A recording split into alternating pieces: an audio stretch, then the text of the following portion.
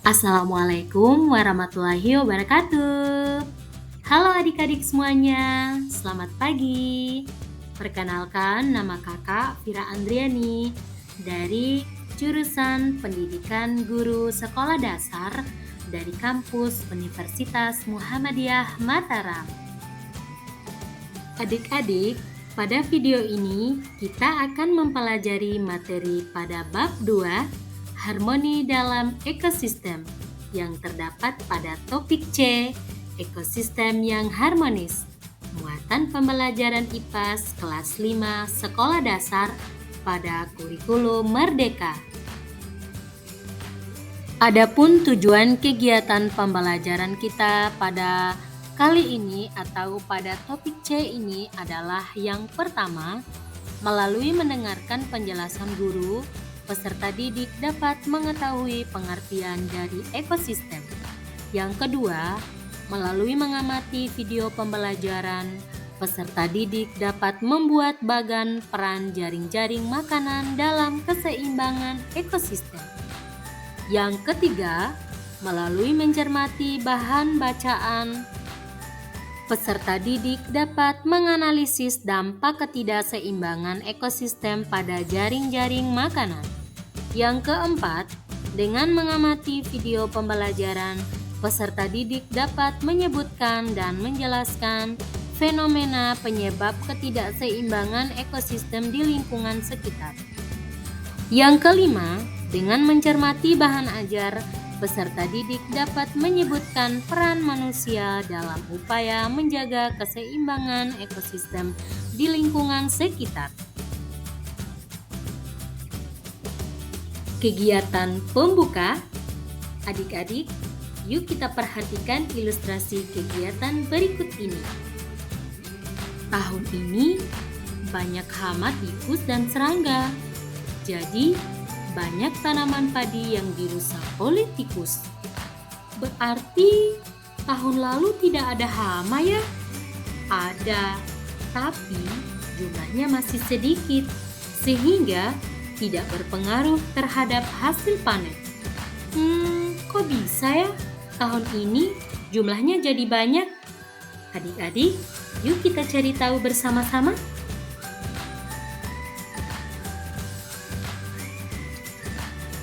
Nah, adik-adik, perlu kita ketahui bersama bahwa jaring-jaring makanan sangat erat kaitannya dengan populasi makhluk hidup. Karena proses ini menggambarkan keberlangsungan hidup anggota ekosistem. Jika hewan bisa makan, maka akan bertahan hidup dan bisa berkembang biak. Jika hewan dimakan, maka jumlahnya akan berkurang. Semua ini berlangsung secara alami dan membuat ekosistem tetap seimbang.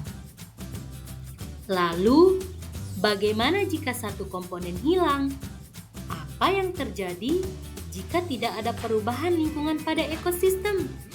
Seperti misalnya pembangunan dan penebangan hutan. Yuk, adik-adik, kita pelajari bersama-sama.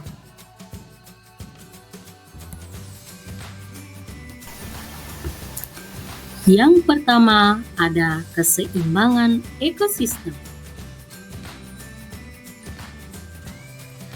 Nah, anak-anak, jaring-jaring makanan membantu tetap terkendalinya pertumbuhan makhluk hidup. Dengan adanya makhluk hidup yang menjadi sumber makanan, maka populasi makhluk hidup akan tetap terjaga. Jika salah satu komponen hilang, dapat menyebabkan hilangnya satu sumber makanan. Hal ini akan berdampak pada keseimbangan jaring-jaring makanan.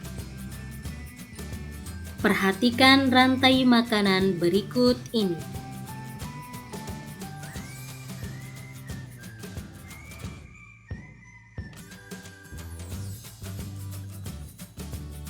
Adik-adik, perhatikan bagan rantai makanan tersebut. Tanaman berbunga, tanaman pada bunga akan dimakan oleh kupu-kupu. Selanjutnya, kupu-kupu akan dimangsa oleh laba-laba, dan laba-laba akan dimangsa oleh katak. Lalu, apa yang terjadi pada keseimbangan ekosistem? Yuk adik-adik, kita cari tahu bersama. Jika lahan untuk pertumbuhan bunga berkurang, maka akan terjadi persaingan memperebutkan makanan antara kupu-kupu dan semut. Hal ini akan menyebabkan menurunnya populasi semut dan kupu-kupu. Tidak sampai situ, hal ini akan berdampak juga pada populasi laba-laba yang membutuhkan kedua hewan ini sebagai sumber makanannya. Berikutnya, jika ada penangkapan kupu-kupu yang menyebabkan berkurangnya populasi kupu-kupu, maka laba-laba akan sulit mencari makan. Dampaknya adalah menurunnya populasi laba-laba di ekosistem tersebut.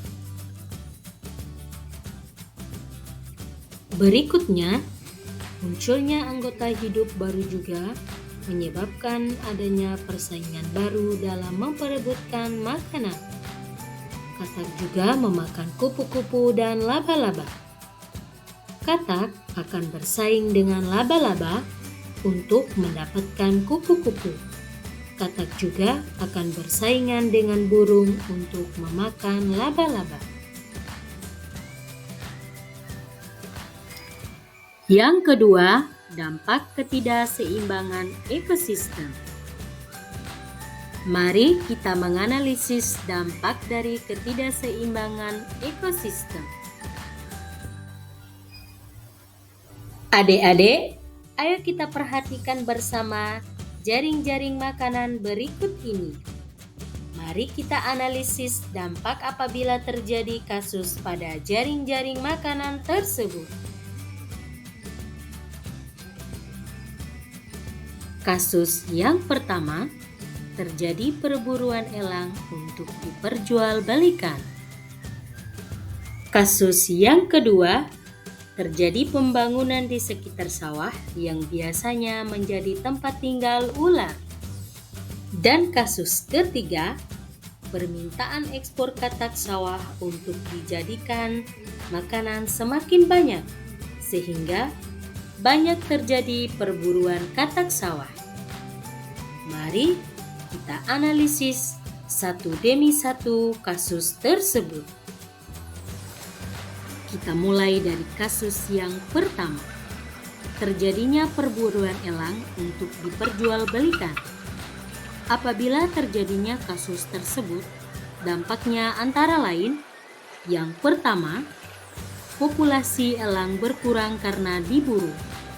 Yang kedua, populasi ular maupun katak akan meningkat atau bertambah karena berkurangnya pemangsa alami mereka. Yang ketiga, populasi tikus maupun belalang akan berkurang karena mereka banyak dimangsa oleh katak dan ular yang jumlahnya meningkat. Yang keempat, hasil panen padi akan meningkat karena berkurangnya jumlah belalang dan tikus.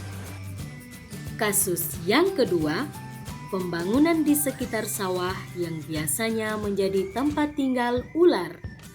Dampaknya antara lain, 1. Populasi ular akan berkurang karena terganggunya habitat. 2. Populasi burung elang akan berkurang karena berkurangnya populasi ular yang menjadi makanannya. 3. Populasi katak dan tikus akan meningkat atau bertambah karena berkurangnya ular. 4. Populasi belalang akan berkurang karena populasi katak meningkat. Yang kelima, hasil panen padi akan menurun karena meningkatnya populasi tikus. Kasus yang ketiga, permintaan ekspor katak sawah untuk dijadikan makanan semakin banyak, sehingga banyak terjadi perburuan katak sawah. Dampaknya antara lain, 1. populasi katak berkurang karena diburu. 2. Populasi burung elang akan berkurang karena berkurangnya populasi katak yang menjadi makanannya. 3. Populasi ular akan bertambah karena tidak adanya persaingan dalam memangsa tikus. 4. Populasi tikus akan berkurang karena populasi ular meningkat. Sedangkan populasi belalang meningkat karena tidak adanya pemangsa. Dan yang kelima, hasil panen padi berkurang karena meningkatnya populasi belalang. Materi yang ketiga, penyebab ketidakseimbangan ekosistem. Umumnya, gangguan pada ekosistem bisa terjadi karena adanya bencana alam dan ulah manusia. Bencana alam seperti gunung meletus dan kebakaran hutan seperti yang ada pada video ini. Akibat kemarau panjang dapat merusak ekosistem karena banyak makhluk hidup yang mati. Namun, fenomena alam ini pada jangka panjang dapat memberikan keuntungan tersendiri bagi ekosistem di sekitarnya. Tanah di sekitar gunung meletus dan di sekitar yang kebakaran hutan tersebut, seiring dengan berjalannya waktu, akan menjadi tanah yang subur untuk pertumbuhan aneka macam tumbuhan. Sedangkan ketidakseimbangan ekosistem yang disebabkan oleh ulah manusia, yaitu pencemaran lingkungan seperti polusi udara dan buang sampah secara sembarangan. Dan pengerusakan alam seperti penebangan pohon secara liar serta kebakaran hutan. Materi yang keempat dan materi yang terakhir yaitu upaya menjaga keseimbangan ekosistem. Materi yang keempat dan materi yang terakhir yaitu berikut adalah upaya menjaga keseimbangan ekosistem. 1. Membuang sampah pada tempatnya. 2. Menjaga kebersihan lingkungan sekitar. 3. Melakukan kegiatan tebang pilih pada pohon.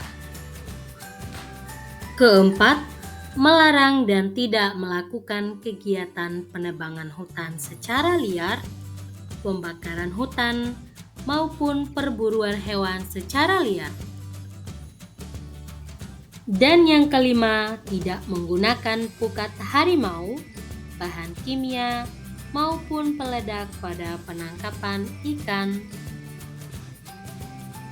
Nah, adik-adik, itulah pembelajaran kita pada hari ini yang terdapat pada mata pembelajaran IPA Bab 2, Harmoni dalam Ekosistem. Materi pada topik C, ekosistem yang harmonis. Semoga pembelajaran kita pada hari ini bermanfaat ya. Kalian semangat terus ya belajarnya. Sampai jumpa kembali. Wassalamualaikum warahmatullahi wabarakatuh.